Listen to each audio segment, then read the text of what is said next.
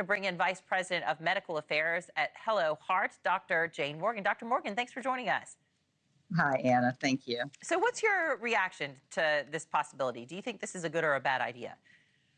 Anna, one of the things as a cardiologist that we've been incredibly concerned about is the burgeoning obesity in this country, diabetes, hypertension. All of those are risk factors that do what? Lead to cardiovascular disease. Heart disease is the number one killer of Americans, it's the number one killer of women. And so we've been very concerned about why this continues to be the number one killer. Certainly, food is a big part of it. And we know that 80% of all heart disease is actually preventable. It's not genetic.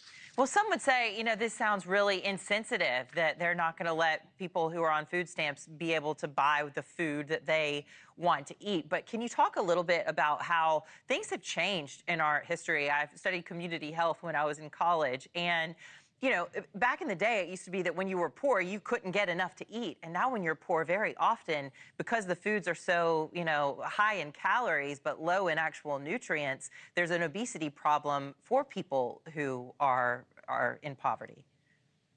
And Anna, you're absolutely correct. There are two sides to that coin. People still don't get enough to eat. They're getting empty calorie foods that are not nutrient dense.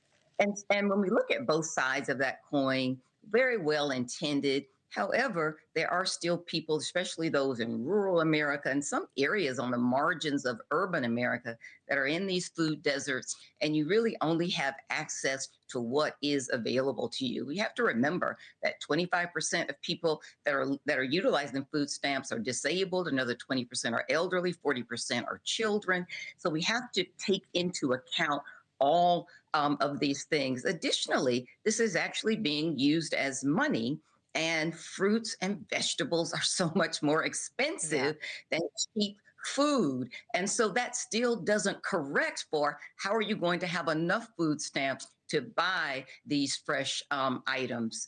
And so all of that it seems to still need to be worked out. Yeah, I mean, it sounds like right now it's just an idea. It's just something that's sort of being proposed and getting hammered out. But you're right, something ought to be done in tandem as well to try to help these folks get fruits and vegetables and make them accessible and not so doggone expensive. Maybe they can pair with local farmers or something and help out them, because we know our farmers need some help too. RFK Jr., the newly confirmed Secretary of Health and Human Services, has been highly critical of vaccines and the health of Americans, having this to say. Listen. We literally have the sickest population in the world. Those are the people that got us there. We do need a break. We need somebody different who can come in and say, I'm going to be a disruptor. I'm not going to let the food industry and the pharmaceutical industry run health policy anymore. So when you look at the numbers and everything that you know as a doctor, do you agree with RFK Jr. that America has the sickest population in the world when it comes to developed nations? And so that depends on how you slice it. That's a little bit of hyperbole. We are a very westernized nation, and our sickness is very different from other countries who are sick with all types of diseases. We are sort of sick with an overabundance. So it's difficult to compare apples to oranges. But I will say this. Heart disease remains the number one killer of Americans, and a lot of that is a self-inflicted wound.